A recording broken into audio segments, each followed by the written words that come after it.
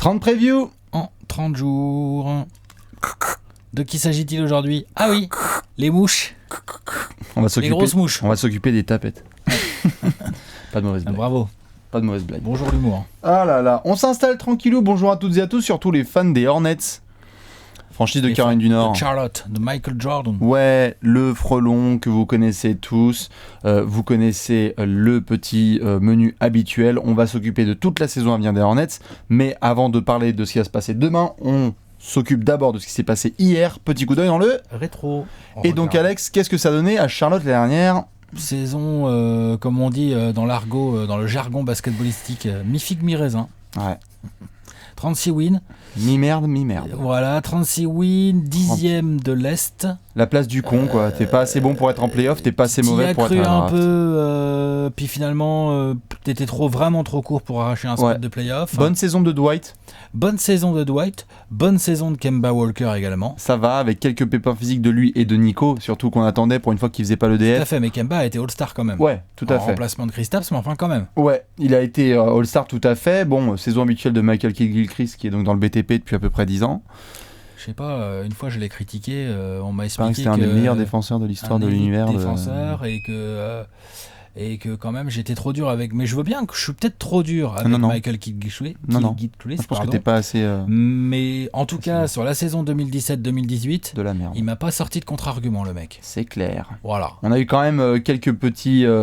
Des victoires parfois sympathiques. On a quand même deux grands moments forts. Le premier, il est négatif quand même. C'est les pépins de santé de Steve Clifford. Il fallait qu'on en parle parce que en pleine saison. Parfois t'as ton coach, parfois t'as Clifford. Pas ton coach. Avec Clifford, c'était vraiment flippant parce que Clifford, on savait pas s'il allait revenir. Ce qu'il avait. Ouais. Enfin, pas tout de suite. Et après, on savait pas s'il allait revenir. Batum qui se blesse dès le début, qui rate tout le début de saison, c'est quand même le bad. Terrible. Et pour une équipe comme les Hornets, c'est quand même le bad. Bien sûr. Dire ce qu'on veut de Nico Batum, mais c'est quand même un de leurs joueurs le plus talentueux. C'est ça. À un moment donné, donc du coup ils en ont besoin. Ouais. Donc du coup pour Clifford, ça a été un peu compliqué. Quand même un grand moment. Passé totalement inaperçu, mais je crois d'ailleurs que c'était contre les Cavs. Kemba Walker devient le meilleur marqueur de l'histoire de la franchise. Tout à fait. Il a fait des grosses perfs. Il a sali quelques équipes. Il y a quelques équipes qui ont pris 30, 35, 40 pions par Monsieur Kemba. Ça reste Walker, Texas les Grizzlies Rangers, en ont pris 46, je crois. Enfin bref, il a sali quelques personnes. Ouais. Quand il est chaud, c'est un peu. Il a aussi sali quelques TTFL. Ça, c'est une autre histoire. Les decks de TTFL de Kemba Walker l'année dernière, c'était compliqué. Pourtant, Dwight faisait vraiment plaisir. Mais Dwight, limite, il est plus régulier, tu vois. Kemba, attention. C'est clair. Donc, saison compliquée, forcément. Tu te retrouves à la 10e place. Et ça amène d'ailleurs à une transition un peu parce que, avant même, quasiment, je crois, à la fin de la saison, avant même qu'elle se termine, on va en parler après, ça va mener un peu à ce qui s'est passé cet été, mais changement de management. Changement de management, Mitch Kupchak qui débarque. C'est ça. Alors bye bye Eric Cho, c'est ça ? Exactement, bye bye Eric Cho. Qui était l'ancien GM avec Jordan. Voilà, mais ça on en parle tout de suite ou on fait le marché de l'été et tout ? Tout à fait, ça va mener à ça, mais c'est le petit teaser, puisque en effet on va faire la première rubrique. T'es chaud ? Allez. On va regarder tout de suite ce qui s'est passé sur le marché de l'été. Le tableau. Le tableau. Il est beau. Quelques départs. Il est beau. Mine de rien. Dwight. Steve Clifford. On parlait de lui à l'instant. C'est clair. Steve Clifford. Qui était là depuis longtemps. Et remercier poliment, pour le coup, je veux dire, il s'est pas fait jeter, machin et tout. Il voulait juste, je pense que Mitch Kupchak voulait surtout marquer le coup, son territoire. Et ici, c'est chez moi, je prends un nouvel homme. Et en tant que GM, franchement, c'est quelque chose que je comprends. Oui, personne n'a été choqué. Je veux dire, TGM, limite, je trouve ça sain.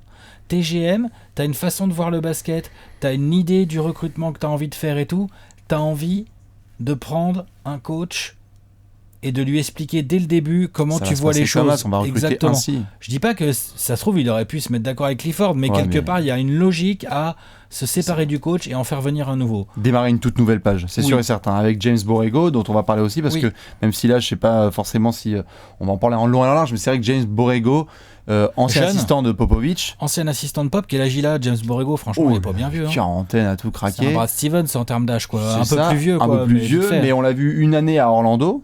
par le passé. Ça n'a pas été facile pour lui. Facile, mais bon. Après, difficile de le juger là-dessus. C'est ça. Là, il démarre sur une vraie ère avec un GM avec qui il peut s'entendre. Il y a Dwight qui se fait transférer quand même avec les histoires de merde qu'on connaît. On récupère Mozgov. C'est ça.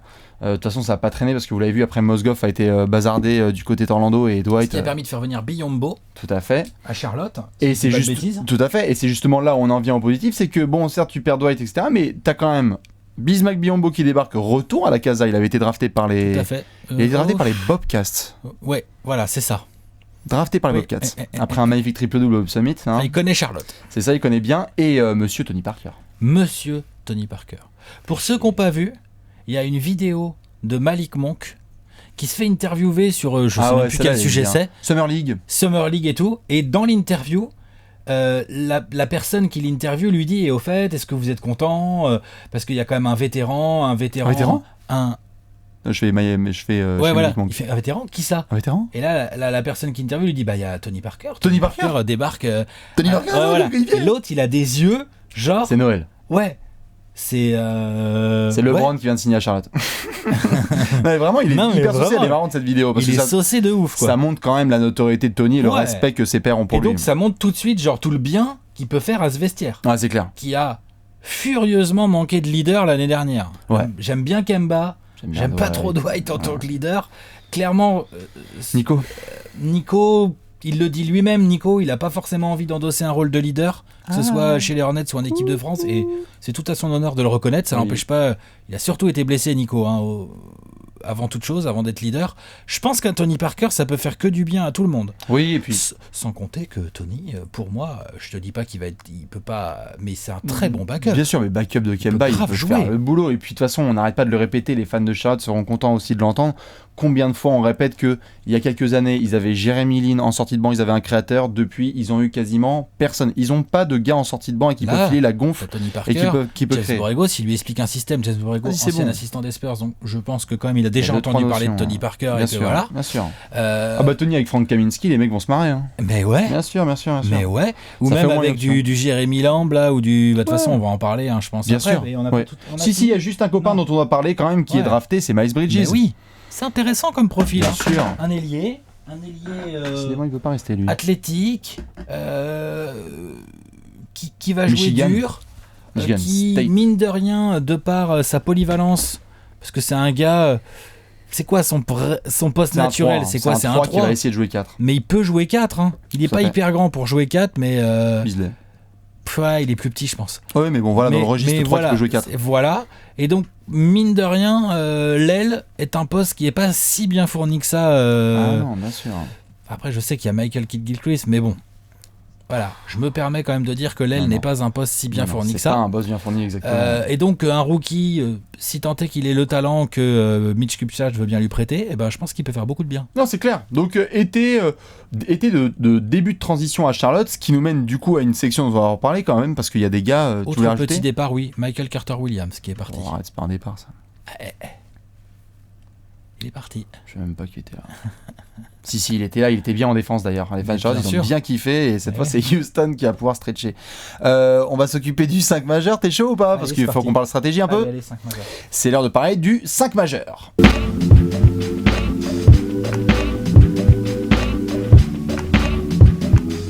Le 5 majeur des Hornets, 5 starting 5, un meneur, un arrière, un ailier fort et un pivot. C'est la petite nouvelle rubrique de ces 30 prévus en 30 jours. On essaye de se mettre à la place de James Borrego dans le bureau et on fait gros. C'est quoi le starting line-up des Hornets le 17 octobre?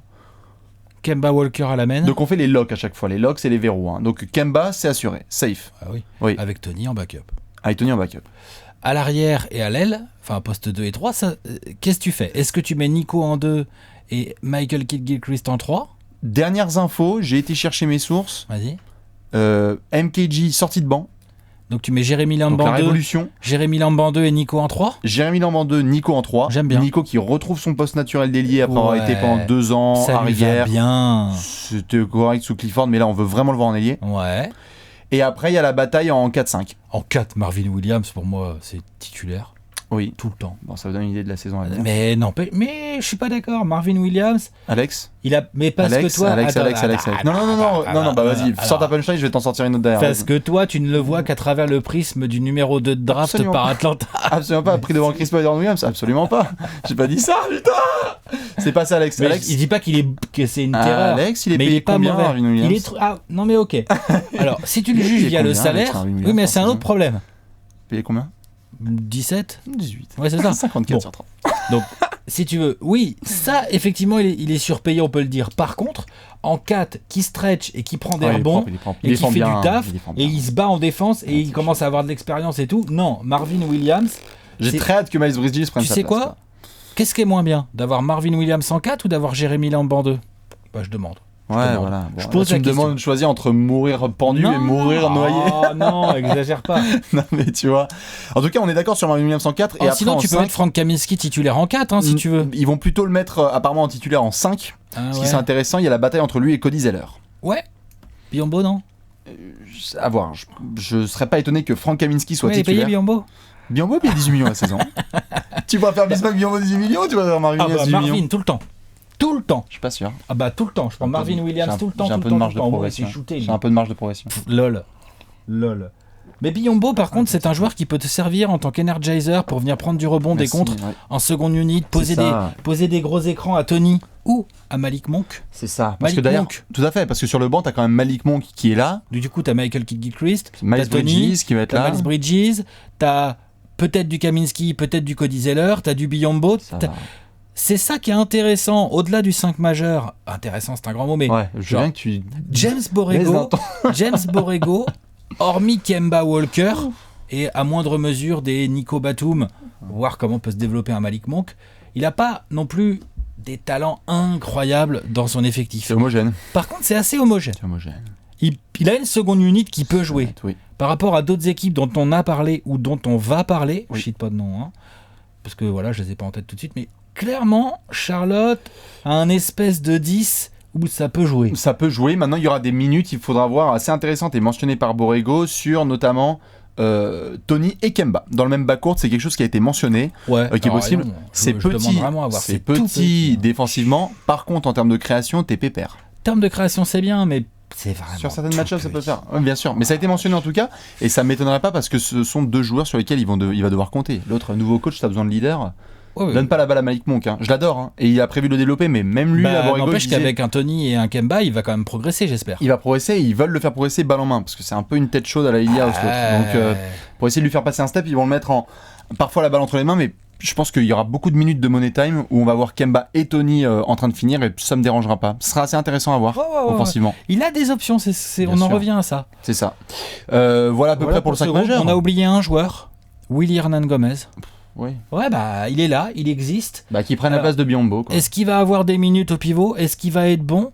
Alors il a cette réputation là, il s'est fait cette réputation un peu de feignasse là. J'ai lu là-dessus et tout. N'empêche, moi de ce que j'en ai vu sur les parquets, c'est un rebondeur qui a une belle énergie et une belle technique auprès. Ouais, bien sûr. Il peut servir. Ouais. Techniquement parlant, franchement, est-ce qu'il a vraiment quelque chose à envier à des Cody Zeller ou des gars comme ça là? Alors non, certes, mais il prend pas les minutes de Zeller. Il prend pas les minutes de Kaminsky et va te battre avec Biombo. Voilà. C'est Donc ça fait déjà de la concurrence. Et en cas de la blessure, concurrence est... Et en cas de blessure, parce que Cody Zeller, mine de rien, il se Ouais, bien blesse sûr, quand même un ouais. peu, bah t'es content d'avoir ça, je pense. Non, c'est sûr. Donc encore une fois, on en revient à cet effectif assez plafonné, mais assez homogène. C'est ça, tout à fait. Ce qui va nous mener évidemment à des grandes questions, des interrogations profondes, n'est-ce pas? Yes. T'es chaud pour une question de la muerte? Question de la muerte. T'es chaud? Ouais. C'est l'heure de la question de la mort.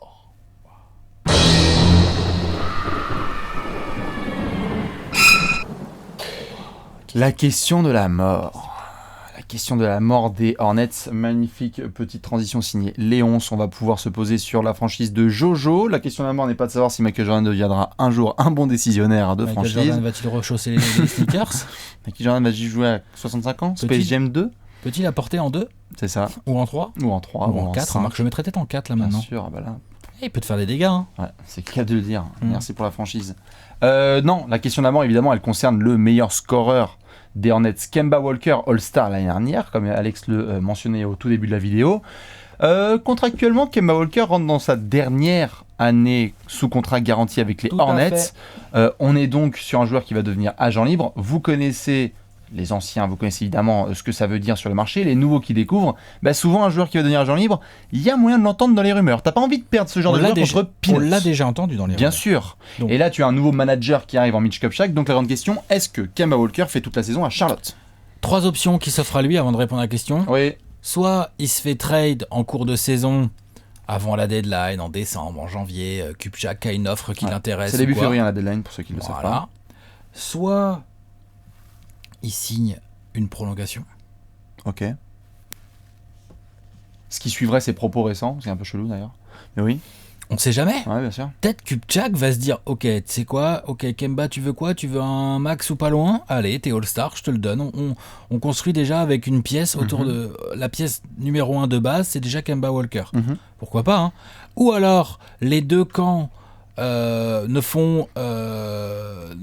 font Kemba fait une bonne saison comme il sait faire. De toute façon, Kemba va faire une bonne saison. Je suis pas trop inquiet. Est-ce qu'il va toute la faire aux Hornets ou pas? C'est ça la question. On doit la faire tout court. Donc, exact. Comment ça? Blessure aussi. Kemba. Ah ouais. Kemba Ok. sensible. Non mais alors on peut pas pronostiquer ça. Par contre, ce qu'on peut se dire, c'est que potentiellement, que ce soit le clan Kemba ou le clan Kupchak, Hornets, peuvent avoir envie de se dire, voyons en juillet. Et Kemba teste le marché, et Kupchak se dit, franchement, je vais être le seul à lui foutre un aussi gros contrat. Est-ce qu'il y a des franchises... Combien de franchises vont vraiment mettre le max à Kemba Walker? Déjà, je mets pas les Hornets. Tu crois? Pour moi, Ils l'ont bien mis à Nico Batum. Ils Non, peuvent le mettre à Kemba Walker. c'est- Il n'y a pas de honte à ça. C'est pas la même situation, pas le même contexte. On était sur un autre manager, il voulait absolument retrouver les playoffs, être bien avec Nico. Il venait de faire les playoffs l'année d'avant, il y avait une explosion du salary cap. Là, tu as un nouveau GM. Ça, c'est moi qui me marque le plus. J'ai du mal à considérer que, tu venais de le mentionner, juste avant sur le côté écrire une nouvelle page avec un nouveau coach. Je trouve que Kupchak, là, il a pas perdu de temps. On a vu déjà 2-3 rumeurs. Je serais franchement choqué que Kemba Walker soit encore là le 20 février, tu vois. D'accord. Toi, tu penses qu'il va faire toute la saison à Charlotte? Bah, je pense que c'est possible parce que je suis surpris qu'il n'ait pas tradé cet été. Il était tellement plus en position Un de force. marché de merde aussi. Là, mais là, plus ça avance, moins il est en position de force. Bah si. Là, d'ici la deadline, il va le trader où? Regarde, même les Suns qui sont là et qui veulent absolument un meneur et tout, Mhm.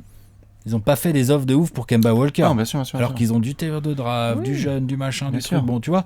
Donc, Mais on parle quand pour même moi, d'un- le temps ne va pas jouer pour Mitch Kupchak. Bon, si ça se trouve, là, on est en train d'enregistrer cette preview. Le temps qu'elle Il sorte, va être ça sera déjà transféré mort. avant, ouais, bien Tu sûr. vois. Bon, peut-être ça se trouve au mois de novembre, c'est torché, mais c'est J'ai pas du si sûr. mal à- Kemba, il a dit qu'il avait envie de rester. Lui, il a dit ça parce qu'il sait sinon il perd de sa valeur. On connaît ça. Dès que tu dis ça, ça veut dire que t'es transférable. Dès que t'es transférable, les franchises d'à côté disent bon bah on va envoyer Peanuts aux Hornets.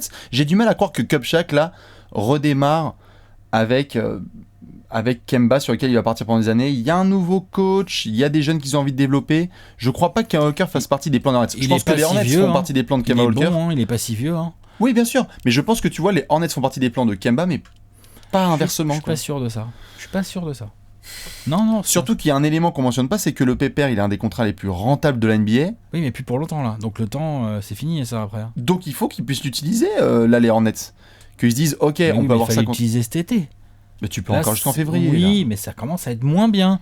Arrête. Les trades de deadline sont quand même généralement un peu plus faits dans le feu de l'action. Ah, moi je te parle de décembre, hein, ça peut être fait avant. Et la là. partie que j'appellerais qui reçoit, c'est-à-dire les gens qui vont recevoir Kemba, plus le temps avance, plus tu vas être tenté de pas trop en donner aux Hornets en se disant bah mec c'est pas grave, t'inquiète, on va attendre juillet quoi, tranquille, Bien sûr, on va mais bien il y a- faire notre offre. Mais il y a des transferts qui se font en janvier et en décembre. Plutôt, pas forcément au buzzer à la deadline. Ils vont avoir. Je vois On pas. dit souvent que l'équipe qui lâche le meilleur joueur perd le trade. Oui. Et ben ils vont avoir du mal à le gagner ce trade les Hornets. je te Ah, mais dis. ils le gagneront pas, mais je crois qu'ils s'en battent les couilles, puisqu'ils sont sur une reconstruction. On est sur une Dans ce reconstruction là, avec les cas-là, Hornets. trade-le cet été. Parce que là, tu vois, on va faire les pronostics après. Tu les vois pas. Tu les vois quand même pas en. Oui, d'accord, mais tu les vois pas dans une putain de lutte. Pas de spoil. D'accord, Non, mais mais attends. tu les vois pas dans une lutte. Donc, du coup, Mais tu veux Explique-moi reconstruire avec un pourquoi ils l'ont GM. pas fait cet été. En quoi le marché va Parce être que le meilleur marché était mais en pourri. quoi ça va être meilleur en janvier? Mais parce que les gens avaient pas confiance en Kemba qui faisait une demi-saison parce qu'il était autant blessé. S'il fait 20 matchs là de ouf et que t'as une franchise qui veut l'avoir pour essayer de faire le push, va demander à Détroit là dans 2 mois s'il peut avoir Kemba Walker. Mais tu crois qu'ils vont vouloir prendre Reggie Jackson, nos amis de Charlotte? T'en sais un, tu combines, tu leur files du pic de draft vu qu'ils sont en reconstruction. Tu te débrouilles puisque Charlotte ils vont pas demander un meilleur joueur en échange. Ils vont pas prendre de meilleurs Ça joueurs. va être Eux, ils veulent du compliqué. pic. Ça va être compliqué. Tout à fait. Regarde ce qui tu s'est passé crois, avec. Mais oui. Je sais pas, moi. Regarde ce qui s'est passé avec. Bon, après, c'est un exemple, c'est un peu loin, mais tu vois, regarde ce qui s'est passé avec Atlanta, Dennis Schroeder. On s'en battait les couilles de gagner le transfert. Ce qu'on voulait absolument, c'était avoir du pic et de la flexibilité financière. Tu te démerdes. Pourtant, on a totalement perdu le trade. On a récupéré rien du tout en échange. Je pense que les Hornets, c'est à voir, mais j'ai du Je mal pense que à les voir Hornets ce sont que pas dans la Chuck- situation des Hawks. Non, évidemment. Mais je crois. Bah ouais, mais alors, ils ça sont compte. dans une reconstruction dans la lutte au playoff. Ils sont dans une fausse reconstruction un peu bâtarde en middle, quoi. Tu vois, comme pas mal d'équipes. Et va falloir faire des choix tranchés. Faut Donc appuyer sur le peut-être que bouton t'as rouge. raison. Et bah peut-être que t'as raison. Et que Kupchak va appuyer sur le bouton rouge et se dire ok, bah Kemba, qui veut Kemba. Moi, si c'est le cas, je suis très surpris qu'il ait pas fait cet été, je maintiens. Donc, le Ou premier. peut-être que ils vont se dire, ils vont avoir des discussions, ils vont se dire allez, tiens, tu sais quoi, on fait la saison, on se voit en juillet, on voit ce Ok. qui se passe. Donc, pour toi, je te mets on the spot. Kemba Walker, le 1er février 2019, il est encore à Charlotte. Ouais, c'est possible. Eh ouais. bah, moi, je dis non. Ok. C'est pas mal. Comme ça, on pourra se retrouver sur la preview dans 6 mois. On verra ce que ça donne. Ouais. On va enchaîner avec le trophée du peuple. Ouais. N'hésitez pas d'ailleurs à répondre à la grosse question. Nous, on va passer au Gérard d'or.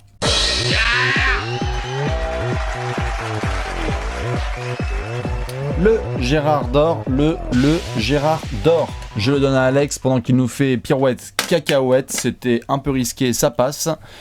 On rappelle le concept du Gérard d'or pendant que vous pouvez réfléchir à votre pic. Nous sommes à la Spectrum Arena. Je crois c'est un truc comme ça, Spectrum.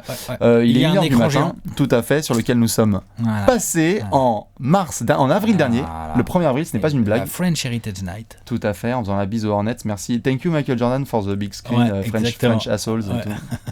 Stylé, comme on dit. Nous sommes donc à la Spectrum Arena et il faut cliquer absolument sur le match des Hornets. Alex, qui va te donner envie de regarder Charlotte cette saison? Tony. Ouais. Pas pour des raisons basketballistiques pures, sans Ouais, lui c'est faire ça. offense. Ouais. Mais plus parce que c'est Tony fucking Parker quand même, quoi. C'est-à-dire que le pépère, c'est sa 18e saison NBA qu'il démarre, c'est quand même pas rien. C'est le plus grand joueur de basket de tous les temps en français, Ouais. tricolore. Je crois que c'est C'est bon. incontestable. Sans lui, la NBA en France n'en serait certainement pas là où elle en est. Clairement pas. Est-ce qu'il y aurait des trash talks s'il n'y avait pas Tony Parker? Ouais, C'est pas j'en sais sûr. rien, ouais. Tu vois, non mais je suis sérieux en plus, tu Mais vois. donc ça te donne envie de regarder Tony Oui, cette parce année que j'aime bien regarder les fins de carrière des légendes. Et je trouve ça toujours intéressant de voir comment Tony, en tant que légende, en tant qu'immense joueur, va appréhender ce nouveau challenge, même si c'est pas le challenge de sa life, mais comment il va aider les Hornets, comment il va, a priori, après je peux me tromper, mais il a signé pour 2 ans, c'est pas sûr qu'il en fasse tellement d'autres des contrats Non, en il a NBA, déclaré d'ailleurs Tony, qu'il hein. veut faire 2 ans et après il y aura probablement retraite. Voilà, donc oui, clairement, s'il y a bien un truc qui peut me faire cliquer sur les Hornets en termes de League Pass, c'est de me dire, tiens, au fait, le Tony, là, comment il gère sa fin de carrière, quoi. Ok, Voilà. très bien. Je te mets en 2 spots juste. Oui. C'est quoi la moyenne de temps de minutes de jeu de Tony cette saison 15-18 Ah, pas beaucoup quand même. 20 peut-être. Ah, 20, hein, je crois. Ah ouais, mais Kemba, faut que ça joue, hein. Ouais. Et ton idée là de Kemba et Tony, ça va pas arriver souvent, ça. Moi, j'ai du mal à trop le croire. Allez, 18 minutes on va dire. Ouais. Faire deux. Entre 15 et 20, quoi. Ouais. Je pars Ouais. sur le sosie, Frank Kaminski, le copain de la famille. Frank the Tank, qui en soi, oui, va me faire cliquer sur la NBA League Pass, The Frank the Third. Tank. Parce C'est que The Third, hein, lui. ouais, Frank Kaminski 3, Ouais. c'est de la royauté quoi. Ouais. La classe. Non mais en fait, en soi, on s'est marré quand il est arrivé en NBA. Il avait fait, je crois, Wisconsin où il avait fait un gros parcours, je crois, NCAA. Il avait même fait la finale avec Sam Dekker. Et il a trouvé son rôle dans NBA. Et je trouve ça, c'est un joueur que j'aime bien regarder jouer au Il basket. est bon, hein. Il est intelligent, il est bon. Il commence à apprendre à défendre un petit peu mieux. Physiquement, il tient. Il stretch le terrain, il a confiance. Bref, je m'attends pas à une saison de ouf de Frank Kaminski, évidemment. Mais en fait, c'est un joueur que j'apprécie sur le terrain de basket. Oui, je suis d'accord. Il est assez cool. Et en plus, c'est. Et les Hornets jouent bien avec lui. C'est un joueur que, dans l'absolu, beaucoup de coachs sont contents d'avoir, en fait. Ah mais clairement, dans t'as leur, envie. collectif. Moi, tu me demandes aujourd'hui Frank Kaminski ou Ryan Anderson, je sais qui je prends. Oui, oui. Non pas que je vais les comparer dans les blancs avec un book qui shoot de 3 points, mais tu vois. Non. Mais il y a, mais En termes de salaire non plus, ils sont et pas en termes de comparables. salaire, ils sont pas comparables. Mais il y a du salaire qui va bientôt tomber pour Frank et il faut qu'il fasse une bonne saison aussi. Donc j'espère que Frank the Tank va envoyer de la bonne grosse bombe à distance. Il y a un nouveau coach, ça va spacer le terrain. Je pense qu'il va être titulaire, même en sortie de banc, il fera le boulot. Et franchement, regardez-le sur le terrain avec Kemba Walker. Il n'y a plus Dwight pour faire des pick and roll à l'ancienne. Cette fois, c'est du pick and pop. Je pense qu'il peut se régaler. Créer des espaces et devenir un de ces stretch 5 où tu te dis merde, putain, il est valuable de ouf dans la NBA actuelle, Frank Kaminski. Donc essayez, vous allez voir, c'est l'adopter. Frank Kaminski. Et donc pour Alex, Tony Parker. Oui, Prono ? c'est parti. Est-ce que t'es chaud ? Allez, on envoie. C'est l'heure du pronostic.